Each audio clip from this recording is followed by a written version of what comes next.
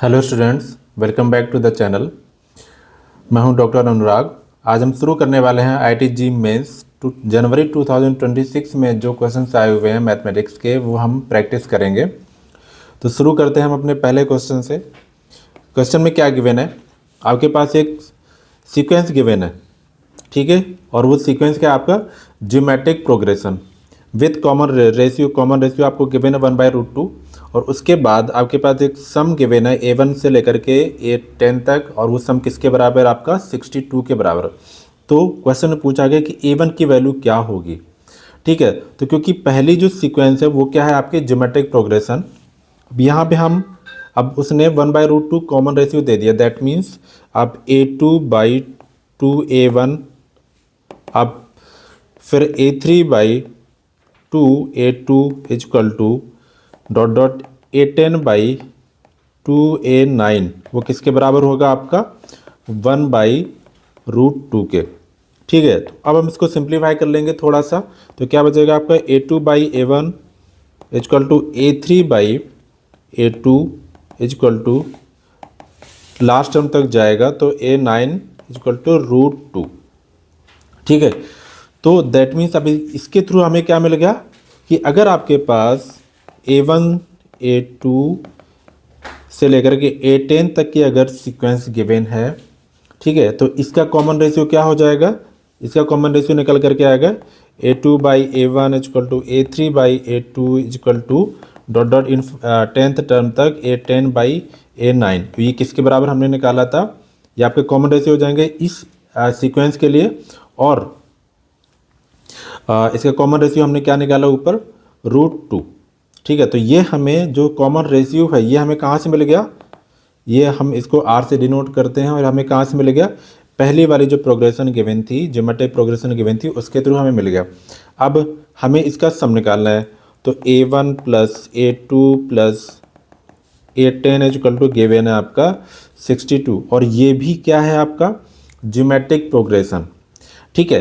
तो अब geometric sum of the geometric progression का फॉर्मूला क्या होता है?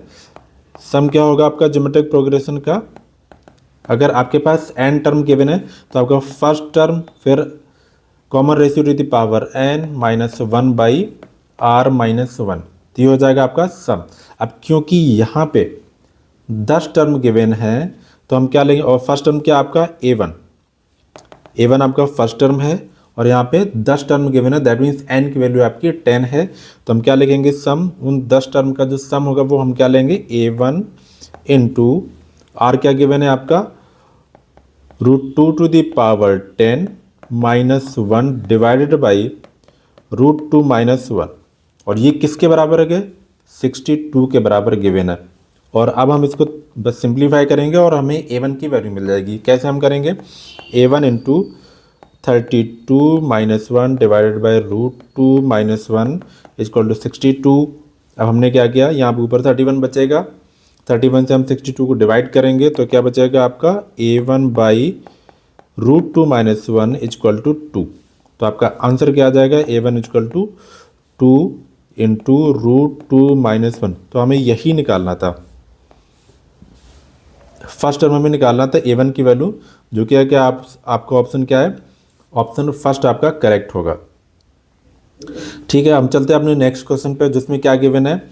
एक मैट्रिक्स गिवन है, आपके पास एक मैट्रिक्स गिवन है, और उसने पूछा है find the value of determinant of a⁻2025 minus 3 into a⁻2024 plus a⁻2023। अब हमें इसको देखना है कि, अब देखने में तो ये काफ़ी लेंदी लग रहा है, बट हमें इसको सिंप्लीफाई करना होगा और उसके बाद ही हम आंसर को निकालेंगे। तो क्योंकि डिटरमिनेंट निकालना है, ठीक है, और यहाँ पे जो अंदर वाला जो ब्रैकेट के अंदर जो टर्म है वो a के फॉर्म में गिवन है, तो हम सबसे पहले क्या करेंगे? इसका कैरेक्टरिस्टिक पॉलिनोमियल निकालेंगे इस 2x2 मैट्रिक्स का। कैसे हम करते हैं? a माइनस लेमडा आई, ये किसके बराबर होगा? 2 माइनस लेमडा 3 3 5 माइनस लेमडा। और इसका डिटरमिनेंट क्या हो जाएगा? Determinant of a minus lambda I, ये हम क्यों निकालते हैं? हम कैरेक्टरिस्टिक पॉलिनोमियल को फाइंड करने के लिए। तो क्या हो जाएगा? 2 minus lambda 5 minus lambda minus 9, इसको और सिंप्लीफाई करेंगे तो क्या बचेगा 10 minus 7 lambda plus lambda square minus 9, तो क्या होगा lambda square minus 7 lambda plus 1। अब मैट्रिक्स जो होती है वो उस अपने ही कैरेक्टरिस्टिक पॉलिनोमियल को सेटिस्फाई करता है, ठीक है। तो जब उस पॉलिनोमियल को सेटिस्फाई करेगा दैट मीन्स यहाँ पे लेमडा की जगह पे हम ए को पुट कर देंगे ए स्क्वायर माइनस 7a प्लस, अब क्योंकि 1 लिखा है तो 1 की जगह हम क्या रखते हैं identity matrix I equal to 0, ठीक है। तो अब यहाँ पे ए स्क्वायर क्या आएगा आपको 7a माइनस आई, ये हमें जैसे ही मिल गया उसके बाद ही हम इस डिटरमिनेंट को सिंप्लीफाई करेंगे।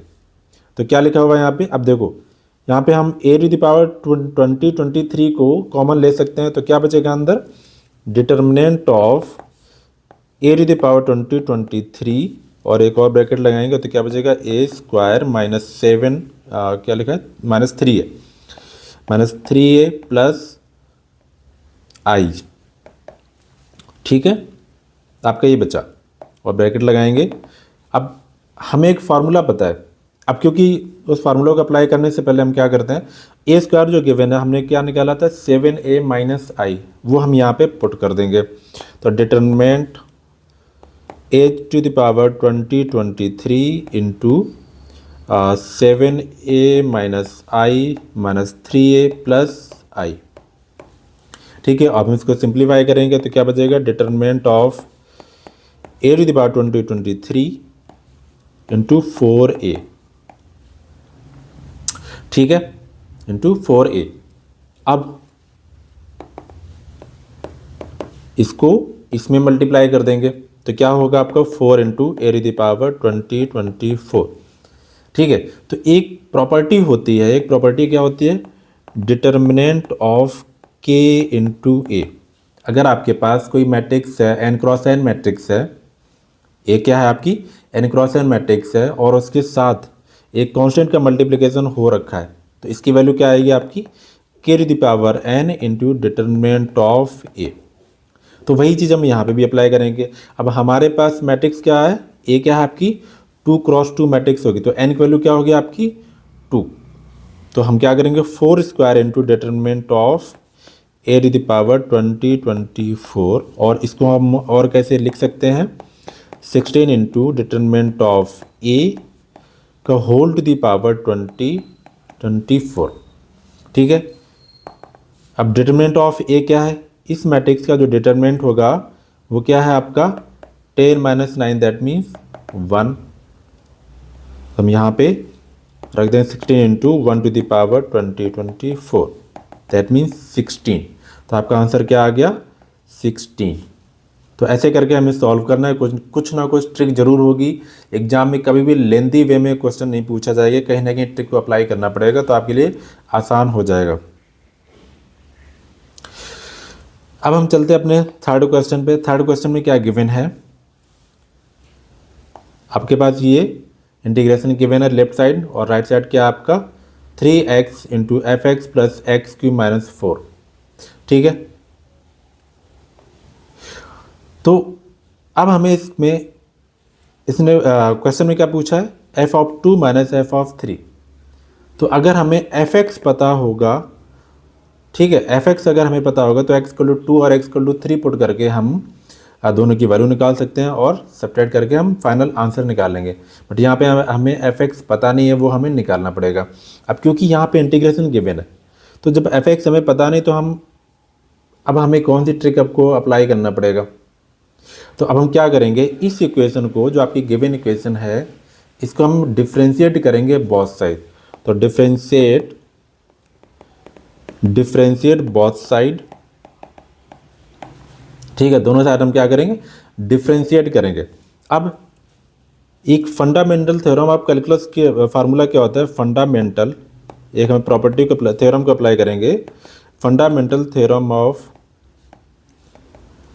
कैलकुलस, ठीक है। उसमें अगर 1x एफ एक्स गिवन है और dx और हम क्या करते हैं इसको डिफ्रेंशिएट करेंगे विथ रिस्पेक्ट टू x, ये किसके बराबर होगा आपका एफ एक्स के बराबर हो गया। दैट मीन्स वो फंक्शन जिसको हम इंटीग्रेट कर रहे हैं और सेम ही फंक्शन को हम डिफ्रेंशिएट भी कर रहे हैं, तो फंक्शन क्या है, एज इट इज सेम रहता है। ठीक है, तो ये आपका क्या है, फंडामेंटल थ्योरम ऑफ कैलकुलस। इसको हम अप्लाई करेंगे इस क्वेश्चन में, इस इक्वेशन में आपका डिफ्रेंशिएट करने के लिए। तो हम क्या करेंगे, आपका लेफ्ट साइड पार्ट क्या आ जाएगा, 6 इंटू एफ एक्स, ये हमने इसको डिफ्रेंशिएट कर दिया इस पार्ट को।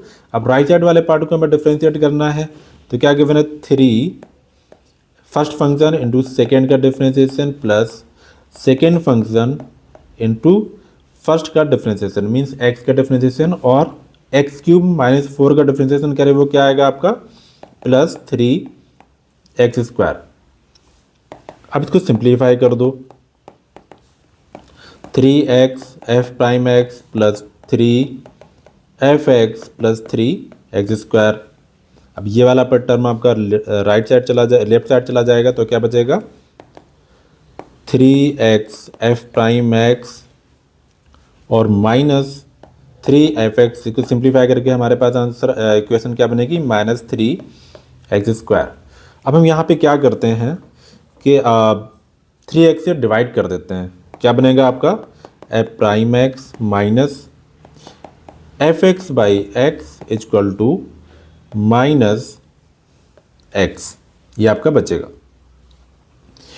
अब इसको और थोड़ा आसान तरीके से सॉल्व करने के लिए हम क्या करेंगे, यहाँ पे y equal to F X rate कर देते हैं, जो एक उस पर्टिकुलर फॉर्म में बन जाएगा जिसमें हम यूजुअली सॉल्व करते हैं क्वेश्चन को, D Y by D X plus Y equal to zero. इस टाइप से जो भी आपके क्वेश्चन गिवन होते हैं तो हम आसानी से कर लेते हैं, हमें वहाँ पे कन्फ्यूजन नहीं होता। तो हम यहाँ पे क्या करेंगे, अब क्योंकि यहाँ पे हमने y equal to F X rate किया है, तो D Y by D X क्या आ जाएगा, एफ प्राइम एक्स।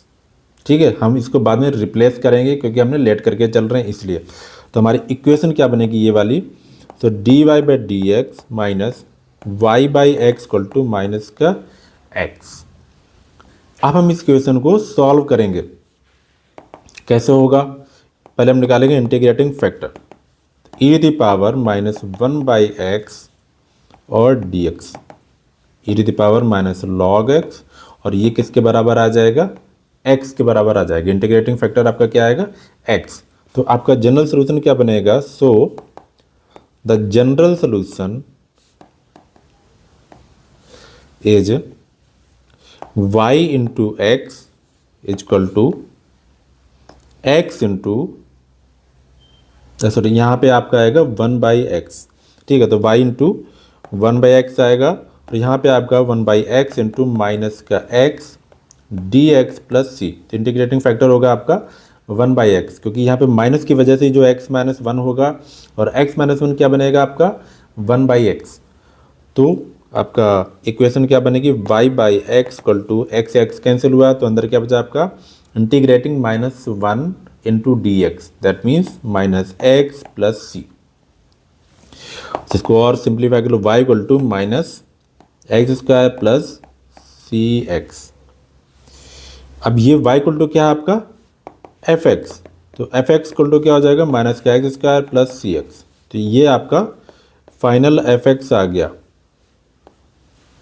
ठीक है, तो ये आपका फाइनल एफ एक्स आ गया। अब क्योंकि कांस्टेंट आपके पास गिवन है, अगर हम डायरेक्टली f2 और f3 निकालेंगे तो कांस्टेंट c जो है वो आपका आंसर में रहेगा।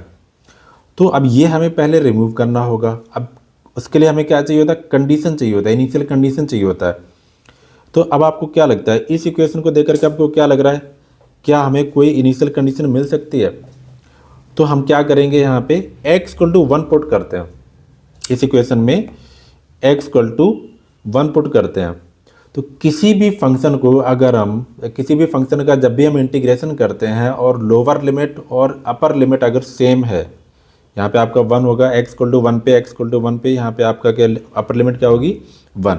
तो एक पर्टिकुलर पॉइंट पे किसी फंक्शन का जो इंटीग्रेशन होता है वो क्या होता है आपका 0, अगर लोअर लिमिट और अपर लिमिट आपकी दोनों सेम है। तो हम x इक्वल टू 1 पुट करेंगे तो लेफ्ट साइड वाला पार्ट जो क्या हो जाएगा आपका 0 हो जाएगा x इक्वल टू 1 पुट करने पे। तो 6 इंटू 0, राइट साइड में आप क्या लिखोगे, 3 into 1 into F of 1 plus 1 cube minus 4, यही आएगा आपका। आप x इक्वल टू 1 पुट कर सकते हैं इसमें। तो क्या बचेगा, 0 equal to 3 F of 1 minus 3। तो यहाँ से एफ ऑफ 1 क्या निकल करके आएगा, 1। दैट मीन्स कि अगर एक्स इक्वल टू 1 पुट करेंगे तो फंक्शन की वैल्यू क्या आएगी आपकी, 1 आनी चाहिए। तो अब हम जो आपने एफ एक्स निकाला हुआ है इसमें आप एक्स इक्वल टू 1 पुट कर दो, तो क्या बनेगा आपका, F of 1 is equal to 1 minus 1 square plus C into 1। तो यहाँ पे सी इक्वल टू आपका आ जाएगा 2। तब जब आपके पास कांस्टेंट की वैल्यू क्या आ गई आपकी, 2, तो एफ एक्स क्या बनेगा फाइनली, माइनस का एक्स स्क्वायर प्लस 2x। ठीक है, अब हमें निकालना क्या है, F of 2 minus F of 3, ये किसके बराबर होगा, minus 2 square plus 4 minus 3 square plus 6। तो क्या बनेगा आपका, 0 और minus 9 plus 6, that means answer आपका आ जाएगा 3। तो f2 माइनस f3 क्या आएगा आपका आंसर, 3। तो आपको ऐसे करके सॉल्व करना है। पहले आपको इस इक्वेशन को डिफरेंशियल के फॉर्म में कन्वर्ट करना है, उसके बाद ही आप fx को फाइंड कर सकते हो। अब क्योंकि आपने डिफरेंशियल इक्वेशन के फॉर्म में कन्वर्ट कर दिया, वो भी फर्स्ट ऑर्डर, तो फिर आपको एक कंडीशन की आपको ज़रूरत पड़ेगी इसमें।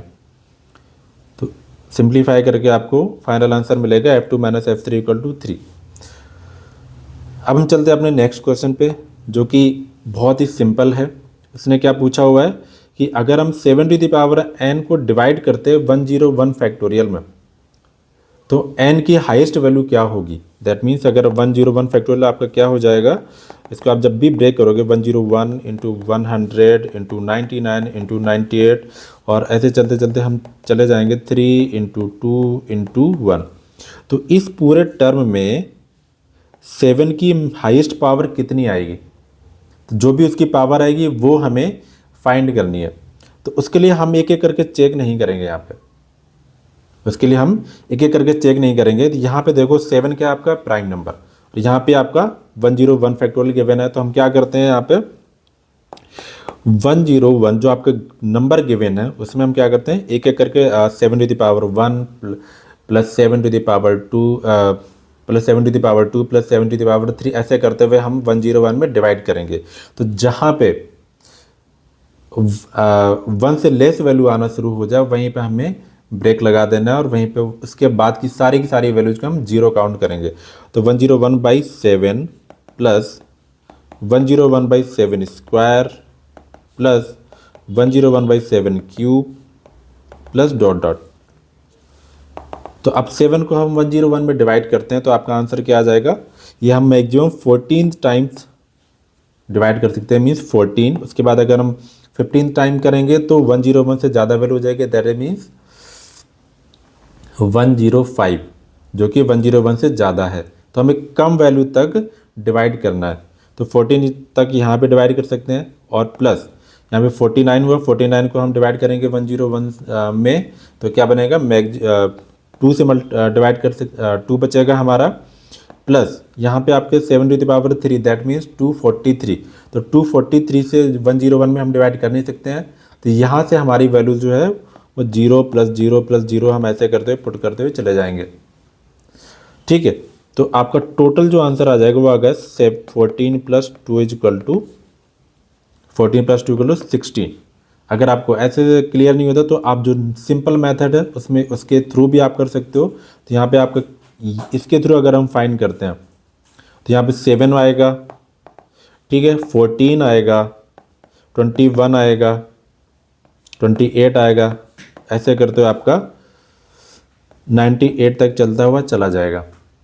ठीक है, अब आप चेक कर सकते हो यहाँ पे 7 to the power 1 into 7 into 2 7 into 3 7 into 4 7 into 5, ऐसे करते हुए अगर हम करेंगे तो टोटल जो 7 की पावर होगी वो आपकी 16 आपको मिल जाएगी। तो ऐसे करके भी आप कर सकते हो। अगर आपके पास स्मॉल नंबर गिवन है, यहाँ पे 101 फैक्टोरियल था, अगर आपके पास ऐसे कोई नंबर गिवन है तो फिर आप आसानी से कर सकते हो। अगर कोई बड़ा नंबर गिवन है तो फिर आप ये वाली स्ट्रेटेजी को अप्लाई कर सकते हो। तो n इक्वल टू आपका क्या आएगा 16। अब हम चलते हैं अपने अगले क्वेश्चन पे, जो कि आपका प्रोबेबिलिटी का क्वेश्चन है। ठीक है, तो आपके पास एक सेट गिवन है 1 से लेकर के 50 नंबर्स का, जो कि सारे के सारे क्या है, नेचुरल नंबर्स हैं। और उसमें से आपको दो नंबर्स चूज करने, अल्फा और बीटा। इन्हीं 1 से लेकर के 50 तक का जो सेट है, इसमें से आपको चूज करने दो नंबर्स अल्फा और बीटा, भी रेंडमली चूज करने हैं। अब उसने पूछा find the probability that their product is divisible by 3। तो 1 से लेकर के 50 तक जितने भी नंबर्स हैं, कौन कौन से नंबर 3 से डिविजिबल हैं।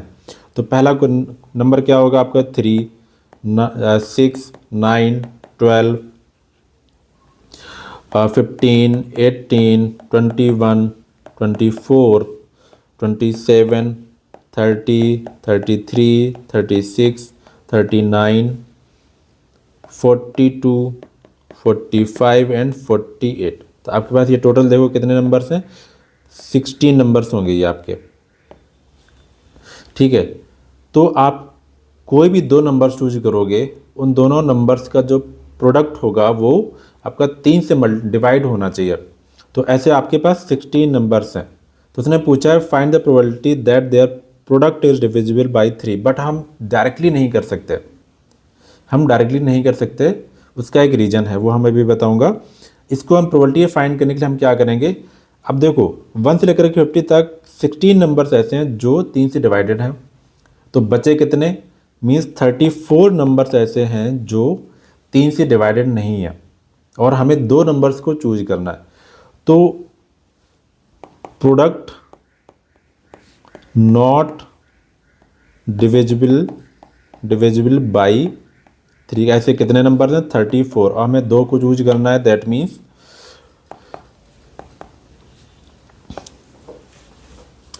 फेवरेबल आउटकम्स कितने होंगे, फेवरेबल आउटकम्स आपके कितने होंगे 34C2, और टोटल नंबर ऑफ आउटकम्स कितने होंगे, टोटल नंबर ऑफ आउटकम्स कितने होंगे आपके, क्योंकि आपके पास 50 नंबर गिवन है तो 50 में से आपको दो चूज करने, दैट मीन 50C2।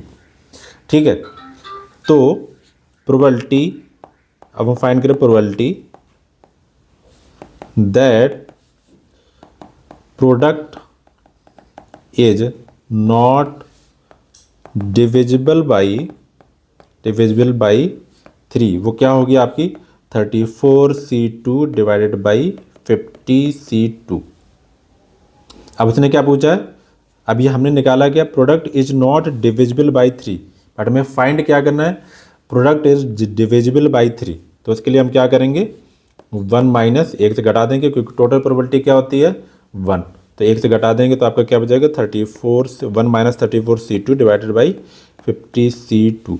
अब इसको हम सिंप्लीफाई कर लेंगे, तो 34C2 क्या होता है आपका 34 factorial divided by 2 factorial into 32 factorial. इसको और सिंप्लीफाई करेंगे, 34 into 33 divided by 2, 33 into 17, that means 1, 561 divided by इतना ही आएगा। अब 50C2 क्या होगा आपका 50 factorial divided by 2 factorial into 48 factorial. इसको और सिंप्लीफाई करेंगे हम तो क्या बनेगा 50 इंटू 49 डिवाइडेड बाई 2, इसको 2 मल्टीप्लाई करते हैं और सिंप्लीफाई करने के लिए, तो आपका आंसर आएगा 1225। तो अब यहाँ पे हम पुट कर सकते हैं, तो क्या प्रोबेबिलिटी क्या निकलेगी 1 माइनस 561 डिवाइडेड बाई 1225, और सिंप्लीफाई कर लो, माइनस 561 डिवाइडेड बाई 1225, तो आपका आंसर आ जाएगा 664 डिवाइडेड बाई 1225। तो आपको ऐसे करके सॉल्व करना है, डायरेक्टली हम नहीं कर सकते, उसका एक रीज़न है, मैंने अभी स्किप किया था वो चीज़। डायरेक्टली हम जो नंबर्स डिविजिबल बाई 3 हैं वो कितने 16 नंबर्स हैं, तो हम डायरेक्टली दो कुछ नहीं चूज कर सकते। वो रीज़न ये है क्योंकि हमें 2 नंबर्स चूज करने हैं, तो यहाँ पे कभी इसको 3 लेट कर लिया, अगर बीटा आपका 1 है तो एक पेयर आपका ये बन गया। दूसरा पेयर क्या बनेगा, 1 आपने अल्फ़ा को ले लिया और 3 आपने बीटा को ले लिया, तो सेम पेयर आपका रिपीट हो जाएगा। तो आपको वहाँ पे 32 फेवरेबल आउटकम्स हो जाएंगे, तो इस वजह से वो एरर होगा। तो रीज़न यही था कि हम डायरेक्टली फाइंड ना करके हम दूसरे वे में इसको फाइंड करें। तो 64 डिवाइडेड बाई 1225, तो आपका ये आंसर होगा। तो आज के लिए बस 5 क्वेश्चन थे। हम अगले लेक्चर में भी 5 क्वेश्चंस को लेकर के आएंगे जो आपके जी मेंस में क्वेश्चंस आए हुए हैं 2026 में, उसकी हम प्रैक्टिस करेंगे।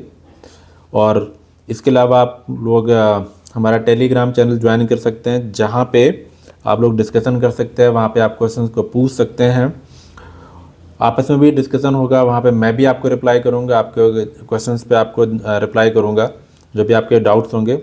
इसके अलावा आप इस चैनल को फॉलो करें, सब्सक्राइब करें, लाइक करें और शेयर भी करें। Thank you.